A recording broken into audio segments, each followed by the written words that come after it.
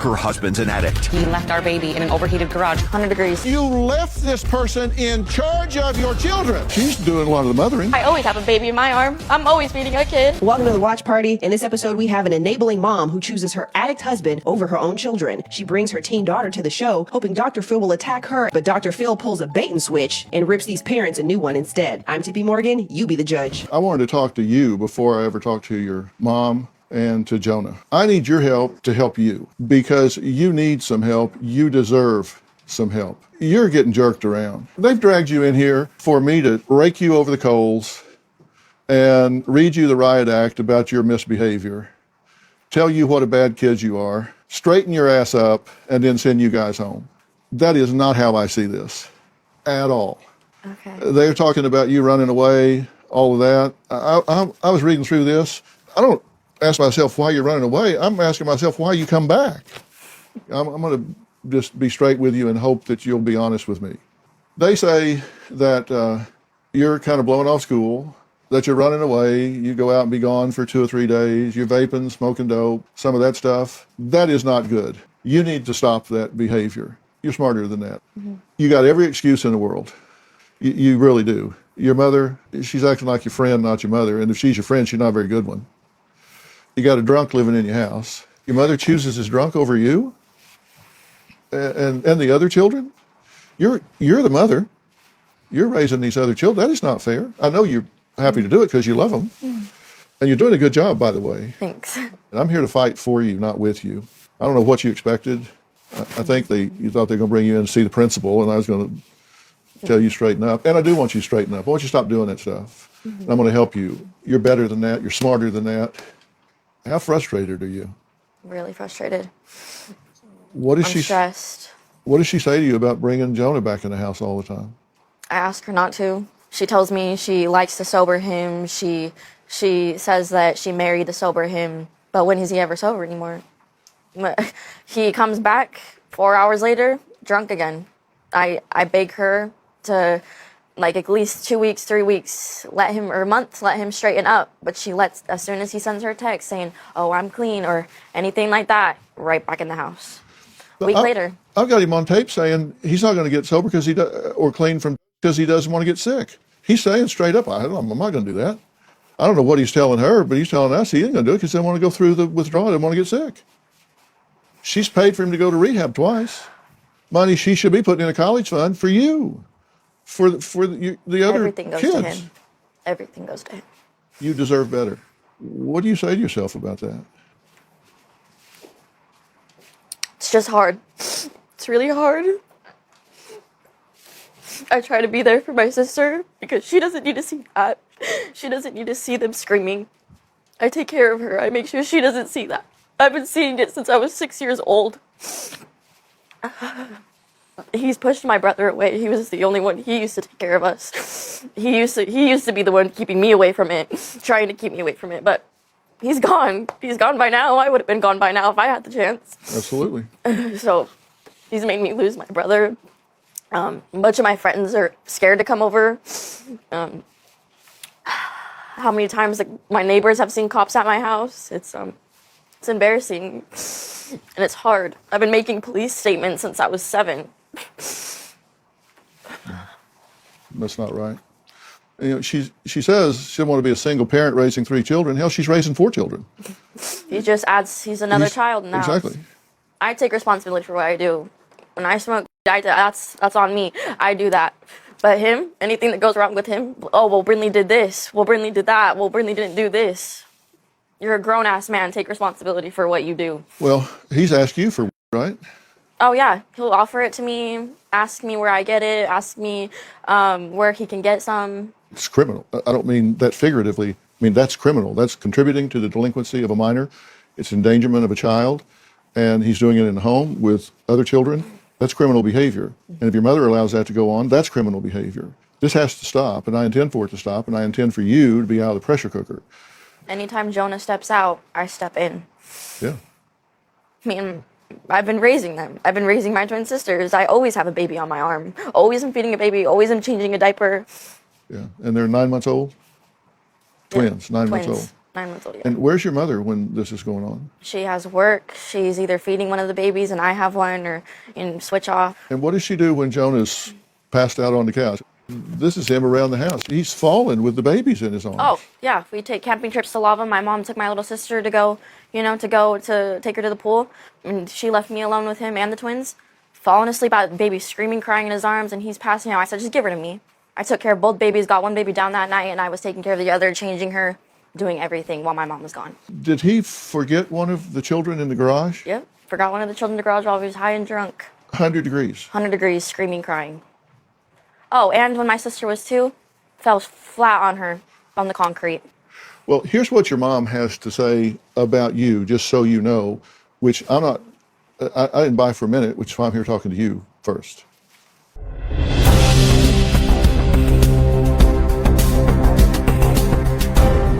My 15-year-old daughter, Brinley, has been a total teenage nightmare. You just trouble. Ugly. You look stupid. And you're a terrible mom. She's getting into fights, vaping, smoking, sneaking out at night. It's actually killing me, and you're adding more stress to my life. I can't wait for freedom, so that's why I just immediately act. When I try to punish her, she just runs away. It's like she's punishing me for punishing her.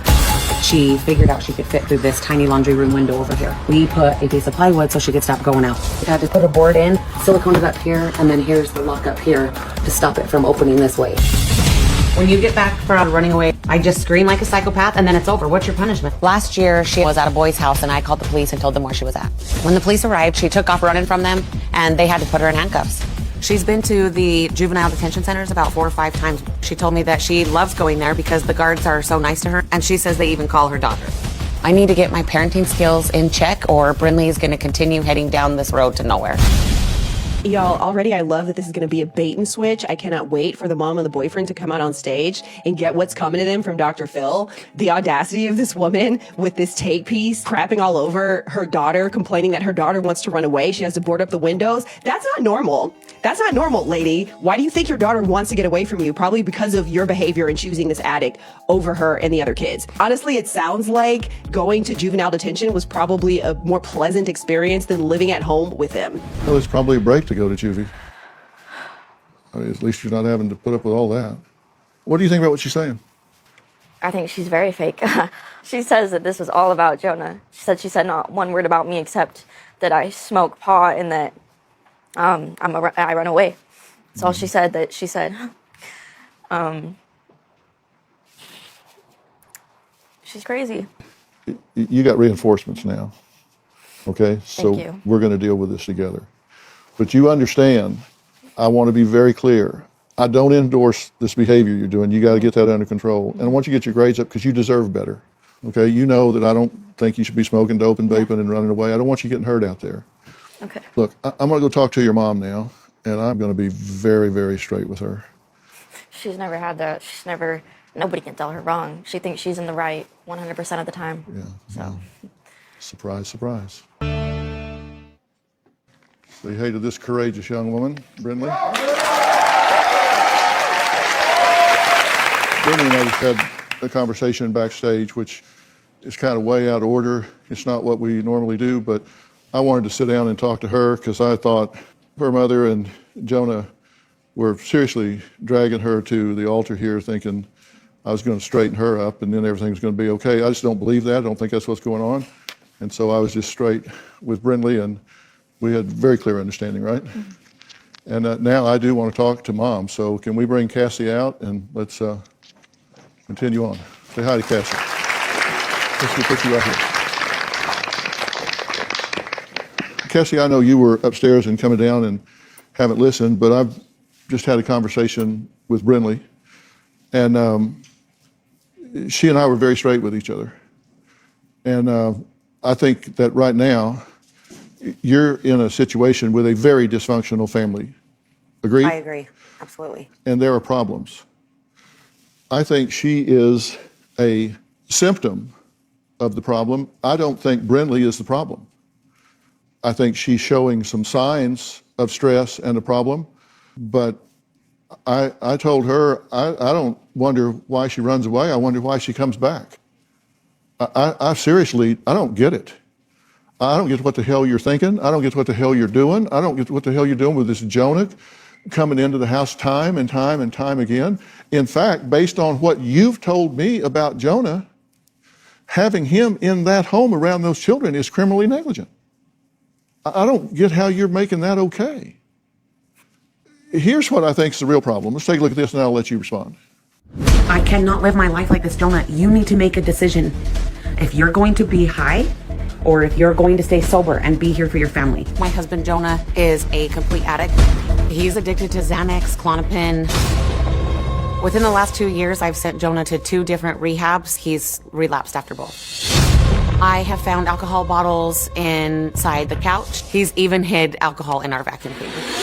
Our ceiling isn't finished above the water heater and stuff. So up in here, there's like spaces above the vents where he would hide the bottles up there too. A few years ago, Jonah was drunk, picked up our 3-year-old and was walking with her. You tripped and fell with her and her face hit the concrete and bruised her entire cheek. I'm very ashamed. I am so stressed. I'm losing weight like crazy and I'm losing my hair. You don't have to be afraid. I am afraid. I know I don't have to be, but there's nothing that can stop me from being afraid. I haven't been able to call it quits with Jonah yet because I remember the days when he was sober and how much I loved him. Okay, so you get that he's seriously impaired. I do, to a point. I see so many instances where he's not drunk or he's not so far gone like that. And every day I just keep hoping that more and more of those days are going to come because he wasn't always like that.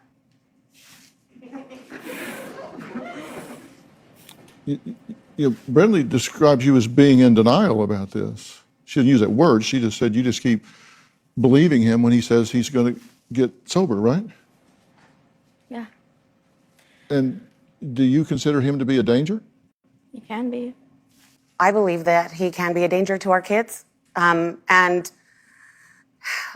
it's not happening constantly. And so that's why I do believe him that he's going to get sober, he's going to get better, because when he says it when he's sober, he's so charming and he's so believable. And my kids love him so much, like my 6-year-old loves him so much that I want it to be true. He's not a danger every day. Serial don't kill somebody every day. Bank robbers don't rob every bank they drive by.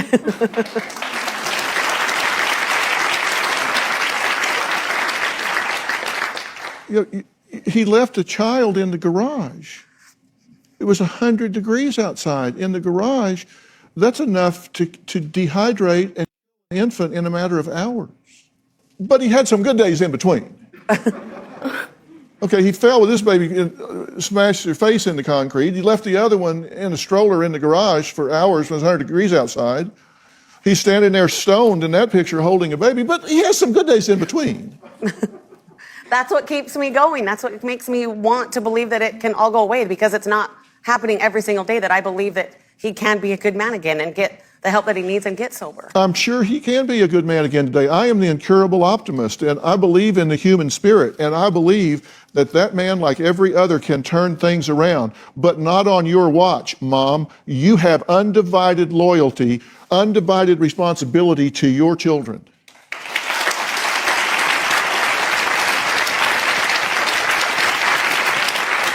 He has given her weed. He has come to her to get weed. He gives me excuses, but when he explains it to me, he says, she was begging, she was really tired, she couldn't sleep, and so I gave it to her. She was tired, so he asked her for weed? She asked him. Oh, it's been the other way too. And he said that he had asked her because he was trying to trick her. It was 12 o'clock at night, probably. I was up sitting on the couch, and he goes, "Did you smoke today?" And I was like, "No," or else I obviously would be sleeping. And he was like, "Well, do you want some?" And then weeks before, and then you months took it, before, right? The edible from him? Well, obviously, I smoked it. I'm going to take it. Okay. So he gave it to her? Yeah. And months or weeks before, he's asked where I've gotten it from, where he can get some. Okay, let's freeze frame this for a minute.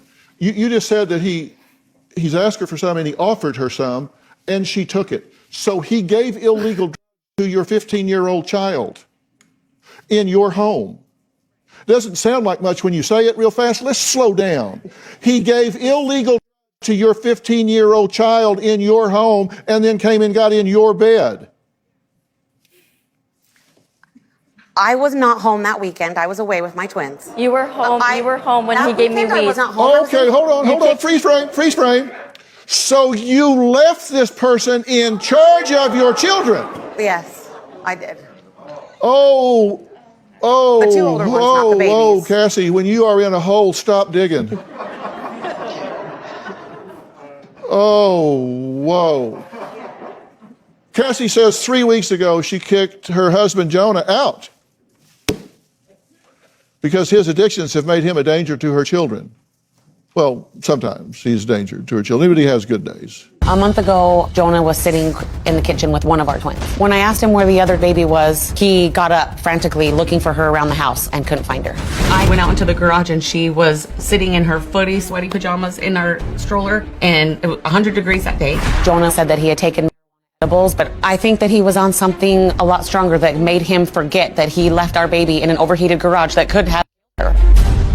Y'all, this is nuts. I don't know what the hell is wrong with this woman. And I'm sure all of y'all, just like me, were really nervous and uncomfortable watching the footage of him holding that baby because he looked high. I think Dr. Phil confirmed that he was. Why is he holding a child? In the video, why is he holding this child? I am so done with this mom, and her attitude on stage is ridiculous. She's trying to place judgment on the daughter Brinley for accepting the that were given to her by the adult when she was 15 years old. Why are you coming down on her and saying, but you took it, didn't you? Yes, she took it. She's a child. I mean, you can give anything to a child. This man is an adult, a grown man, and so are you. I can't wait to see what Dr. Phil's gonna do when this man comes out on stage. Now, Brinley says she absolutely hates her stepfather, Jonah, and claims he's earned that because he refuses to get sober for their family. Now, just before the break, we confirmed that he gave illegal to your underage daughter, and then you said you weren't there, you left him. You've described him as a glorified babysitter, your words. As my roommate who co-parents with me. Okay, so you've also described him as a hopeless, relapsing alcoholic addict. And he's your designated babysitter. My mother lives down the street as well and was supposed to be coming and checking in on them every single day. I was only gone for 3 days. I had my twins with me, and she was there going to be helping too. But my mother was down the street, and that was the plan. I originally did not want to leave them with him, but you did. But I did. Okay, so he's your designated babysitter. By the way, who did you turn down as babysitter? My mother. Is she a serial killer or something? No. Really, who did you turn down to say, okay, let me see, who can I have watch the kids? Let's see, he's left one in the garage at 100 degrees. He dropped one on the pavement and fell on her. He's an addict and an alcoholic, hides booze all over the house and says, oh, he's not interested in stopping because he'll make him feel bad. Yeah, he's good. That's the resume. Alcoholic, addict, doesn't want to quit, has put 2 children in physical danger. That's my guy. I'll put him in charge. Seriously? What? She didn't want to go to my mom's. She told me that she was going to help and be there and let me know if anything went wrong. Leaving them so alone with him? I trusted her, and I wanted her to be happy. I wanted her to. I gave her the choice to stay home and help be with Jonah, or to go have to stay at my mom's the entire weekend. And I'm not leaving But him other alone. than alcohol, he's a decent guy, right? that when he's not drinking Yeah. or anything, yeah, he's wonderful. Well, let's check his criminal history. Oh my God. May 6, 21, use of a firearm by restricted person, 3rd-degree felony, pending trial. 12821, retail theft, shoplifting, misdemeanor, Class C. 81120, possession of a controlled substance, misdemeanor, Class A. 122419, retail theft, shoplifting, misdemeanor. 102615, disorderly conduct, other misdemeanor. It goes back, we've got over 20 charges against him, most of which were convictions. Most of them are misdemeanors, 2 are felonies. There's a 3rd one pending, and then a 4th one if I do my job as a mandated reporter for endangerment of children. So he has 2 felony convictions, 1 pending, and 1 hanging in the air if I pick up the phone. This is the nice guy, other than. And they're all related to alcohol. Oh well. Okay. This is- Okay. Never mind. Well, what I mean is like it's that he has struggled with addiction for most of his adult life, and every single thing that he has been in trouble for he has been intoxicated or been on something. Yeah. Like the times he hurt your children. Yes, and the times that he hurt my children. Well, let's meet Jonah. Right now, I have no relationship with Brindley. I'll say that I'm going to stop drinking and doing, and then I don't. Brindley is sick of hearing all the broken promises. She sees you drinking and she knows about your addictions, and it is making her hate you. Brindley is completely out of control. I think Brindley does blame me for ruining our family and all of her behavioral issues. I think it's just an excuse. If he could beat the addiction as easy as we're telling him to beat it, then he would. You're a grown-ass man. Take responsibility. I think Cassie's parenting plays a huge part in Brindley's behavior. Cassie is a very reactive person. If she's done something like her behavior is out of control, I'm just constantly screaming or she's screaming back. Obviously, I know the crap I do. I need to be punished for it. Right now, I'm not living with the family. Cassie kicked me out, so I'm living with my mom. Cassie's taking care of the kids and the household all by herself. I think that you choose your addiction over your family every day. I'm afraid to stop because I'm afraid to get sick or withdrawal. And you're more afraid to get sick than to lose us and lose your kids. Yeah. Like I said, my addiction's made me very selfish. The longest I've been sober was probably about 1.5 years, and that was like 10 years ago. I don't want my girls growing up to marry a man like you. I don't want them to go through what I'm going through. If you can't get clean, the only other thing that I can do is get divorced. I want to get better for my family. Why couldn't you just stayed sober today after you woke up 3 hours ago? Because of my anxiety. Yeah, I'm desperate to do anything to get sober. Jonah, thank you for being here. Yeah, thank you. Have you been drinking today? No, sir. Today? My prescription, yeah. Your prescription is Xanax? Subutex. Just Subutex? Subutex. Why not drink today? I don't know. Because I'm taking this seriously. And Drink yesterday? Not yesterday, the day before. I did have a beer. Yeah. Okay. I give it to you for being honest because you said on the tape, I don't intend to quit because I'm selfish and it would make me sick with withdrawal, which would be really rugged as much as you drink. And she said, so you're choosing your alcohol and addiction over your family? And you said, yeah, because this addiction has made me very selfish. So yes, I do choose my alcohol and addiction over you and the family. Yeah, I do. So he's told you straight up, he ain't quitting. There was a choice to be made. He made it. You lost. Do you have trouble hearing that? I mean, registering that in your brain? I mean, I know you hear it, but I mean. I think that Brindley's right. I think that I'm in denial. I think that I want him to be clean and sober so bad for me and for my kids that I think that he's wrong, and I think that it can happen. I think that he can get sober. And I keep hoping every day. I don't want to get divorced and then him get sober and a year later and then what? He's been sober for 1 year and I'm here stuck taking care of everything still. I don't know why I can't distinguish the difference. I'm taking care of everything now by myself without his help. It's like having a fifth child at home that I'm looking after, making sure he's not falling downstairs or something. And that, I feel like I'm doing that already. So. No, you're not. She's doing a lot of the mothering.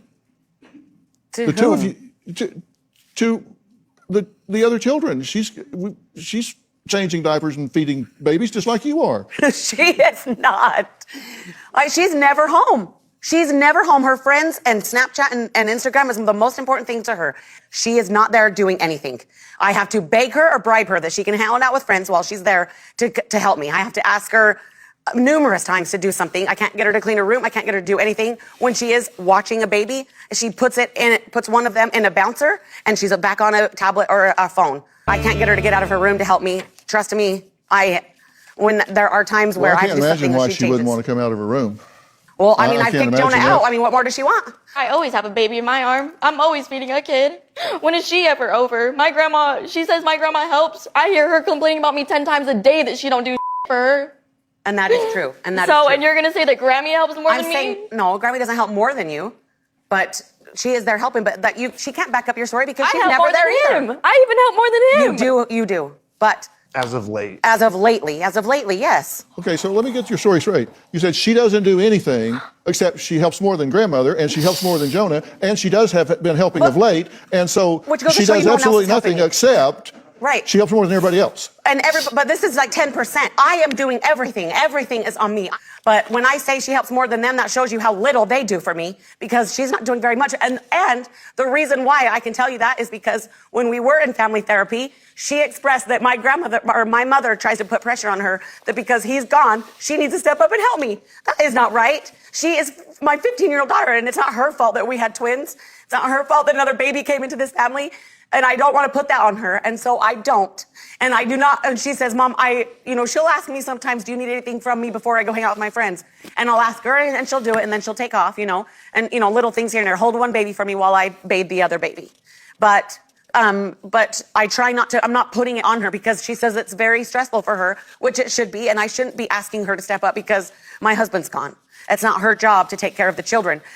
So I'm not putting her down for not helping me more at all. She's my child too. They're not her children.